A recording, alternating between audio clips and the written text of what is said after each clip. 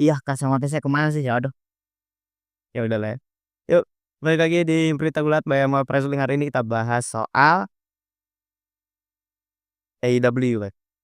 Jadi kenapa saya pengen bahas AEW itu gara-gara di episode hari ini spesial episode ke-300 ya. AEW berarti udah dari 2019. Episode Dynamite pertama itu bulan Oktober 2019. Dan sekarang sudah episode ke-300. Congrats buat AEW karena ya tentu perjuangan ya bisa sampai episode 300. Saya bikin video aja setahun udah banyak bolong. AEW 300 konsisten tiap minggu ada gitu. Jadi ya sekali lagi selamat buat AEW karena ya dengan perjuangannya yang cukup melelahkan mereka udah bisa sampai episode ini. Nah, tapi banyak komen juga biasa ada yang nyinyir lagi. Ya, saya sih bukan memfasilitasi orang nyinyir, saya justru ingin ngasih jalan tengah. Nah, jadi teman-teman enggak langsung masuk kayak, "Oh yang bener gini, oh yang bener gini." Jadi kita coba luruskan dulu, kita cari tahu dulu isu-isunya, lebih tepatnya itu seperti apa. Jadi nanti teman-teman bisa langsung, kasih komen gitu. Jadi ketika teman-teman sudah tahu, teman-teman mau komen juga enak tuh. Jadi di sini yang bisa teman-teman lihat ini adalah chart, AEW ya, ini adalah average US linear viewer live and same day in thousand ya. Jadi ini rata-rata, penonton di Amerika Serikat secara linear ya hitungannya itu ya, penontonnya itu dalam angka ratusan ribuan. Jadi di sini kalau teman-teman bisa lihat, nanti saya coba share linknya juga ya, biar teman-teman bisa langsung ikut, melihat juga. Di sini, ini adalah data yang di-provide sama Tony Khan ya, jadi bukan saya yang ngambil. Jadi saya cuman, highlight aja. Jadi di sini teman-teman bisa lihat Collision itu di penonton di usia 25 sampai 54 tahun ya. Range-nya itu dia meningkat tuh, 145, 173, 186. Beri begitu pula dengan di Dynamite dan di, yang lainnya ya, di kategori yang lainnya, angkanya cukup positif. Ini meningkat. Nah, di sini katanya meningkatnya 28%, 8%, 25%, 7%. Jadi menurut Tony Khan, Koalisnya meningkat terus, Dynamite juga meningkat ya. Dan banyak orang yang nyinyir soal data ini karena jadi seakan-akan Tony Khan itu kekeh ingin bilang bahwa AEW itu memang bertumbuh, AEW itu memang positif kok, trennya naik terus. Jadi kalau misalkan ada yang bilang, "Ah, AEW jeblok," enggak juga. Karena AEW faktanya, di data ini naik, pertumbuhan rakannya itu naik. Jadi enggak semata-mata kayak kayak berapa gitu, kayak angkanya turun. Justru angkanya ini meningkat gitu, dari kuartal 4 di tahun 2024 ke kuartal 1 di tahun 2025 dan ke kuartal 2 di tahun 2025. Nah, jadi perlu kita ketahui dulu ya, sebelum kita mau ngejudge apakah kita mendukung Tony Khan atau kita mau ngehujat Tony Khan ya. Perlu diketahui dulu bahwa nggak ada yang salah dengan data ini.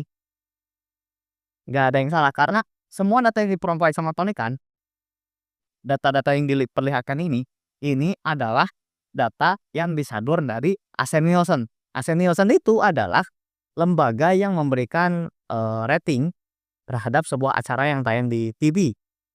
Di hal ini adalah tayangnya di TV kabel ya, kalau misalkan di US. Jadi kalau TV-TV yang apa, ada di yang kita bisa lihat gitu, nggak usah streaming dan lain sebagainya itu, bisa dihitung sama Asen Nielsen. Kalau misalkan di kita itu kayak TV lokal lah, kayak RCTI, Global TV, TVRI, dan lain sebagainya, yang semuanya kita nggak perlu nonton pakai, saluran digital berbayar ya.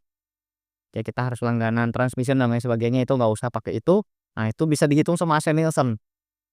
Sementara sementara ya. Nah, jadi teman-teman harus cari tahu dulu gitu. Jadi jangan langsung ngejudge soal data ini benar atau enggak. Karena yang di-provide sama Tony kan, kalau sudah saya lihat ini benar. Nah, mungkin yang perlu kita tegaskan itu adalah apakah benar, merepresentasikannya seperti ini? Apakah benar? Nah, karena patokannya mau nyari apa gitu. Kalau misalkan menurut Tony Khan bertumbuh, kalau dipakaikan data ini, ya nggak salah juga, karena apa, faktanya memang demikian. Faktanya memang angkanya naik kan, di sini kan teman-teman bisa lihat juga nih angkanya memang bertumbuh gitu. Meskipun ya nggak signifikan banget memang bertumbuhnya, tapi emang naik kan angkanya, itu kan sebuah fakta yang tidak bisa dibantah. Kalau misalkan patokannya pakai ini. Kalau teman-teman mau pakai patokannya ya kita hitung dari 2021 sampai 2025 gitu ya, mungkin kan bakal naik turun juga ya.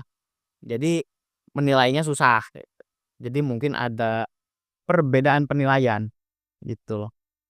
Ini memang, kalau misalkan teman-teman mau kritis ditanyakan lagi aja, bagaimana merepresentasikan data ini, yang tepatnya itu bagaimana, rentang apa saja yang harus diambil kalau memang, contohnya itu mau mengambil syarat, mau membuktikan hipotesis bahwa si penonton-penonton di AEW ini memang bertumbuh.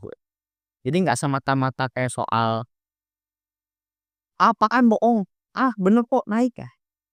Nggak usah kayak gitulah, itu udah level anak-anak nuduh-nuduh kayak gitu tuh. Jadi kalau mau lebih dewasa dikit, lebih pintar dikit, mau lebih akademis dikit, bahkan kita bisa membuktikannya, eee, bagaimana sih standar penilaiannya, memang kenapa sih harus pakai data seperti ini, itu yang harus teman-teman tegakkan gitu.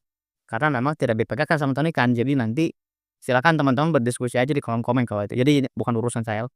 Cuman saya pengantarnya kurang lebih seperti itu aja. Jadi biar teman-teman kebayang juga ketika mau mendebatkan hal-hal seperti ini. Ya lagi-lagi sih kalau kata saya, ya nonton-nonton aja lah. Kita nggak rugi-rugi juga kok. AEW bangkrut, kasarnya kayak gitu. Yang bangkrut dan rugi kan nanti Tony Khan aja. Pegulatnya tinggal nyari tempat lagi mau gulat di mana. Selesai kan? Win-win solusi kok buat kita semua kecuali Tony Khan. Jadi gak usah terlalu membela atau memuja Tony Khan segitunya lah. Gak suka, gak apa-apa. Karena saya juga jujur bukan orang yang suka secara personal sama Tony Khan. Saya gak sukanya memang sebagai, chairman-nya AEW ya, sebagai owner AEW lah. Karena menurut saya tidak maksimal gitu, strategi-strateginya dan kurang evaluasi. Ya tapi itu bisa jadi bahasan nanti aja ya, nggak usah bahasan sekarang. Karena bahasan sekarang adalah fokusnya sini. Oke, silakan teman-teman ada yang mau ditanyakan dulu, silakan tulis di kolom komen aja, nanti kita coba diskusi atau ada ide, saran, kritik, dan lain sebagainya, tulis aja di komen ya. Iya, mungkin, OOT dikit dari Gulat karena saya baru tahu sebelum saya record sekitar 1 jam yang lalu itu ada berita bahwa, pemain Liverpool, Diogo Jota meninggal dunia, itu dikarenakan ya kecelakaan lalu lintas di Spanyol. Itu dia kalau dari beritanya saya baca dari Daily Mail itu meninggalnya bareng sama adeknya Andre, lagi bawa mobil, terus kecelakaan dan meninggal, kayak gitu. Beritanya memang baru sampai situ aja, belum ada detail kenapa dia, ya kan kronologinya seperti apa, terus, eee, fix-nya memang karena apa gitu, meninggalnya karena ada diagnosis apa itu saya belum tahu, belum bisa jawab juga, tapi, nanti kita pantengin update aja ya sama-sama di meja. Berduka cita khususnya buat keluarga, kerabat, dan juga fans Liverpool ya, tercinta. Karena memang berat sih kehilangan seorang pemain, apalagi pemainnya bagus dan pemainnya itu kita idam-idamkan gitu. Karena kalau misalkan pemainnya nggak diidamkan itu biasanya apaan ditai-tai. Hanya, kehilangan Diogo Jota aja emang berat gitu. Meskipun saya bukan fans Liverpool, perlu ditegaskan lagi, tapi jujur kehilangan Diogo Jota itu kayak berat banget. Bukan buat saya doang, mungkin buat fans Liverpool pada umumnya juga merasa kehilangan karena emang ya berat sih kehilangannya itu.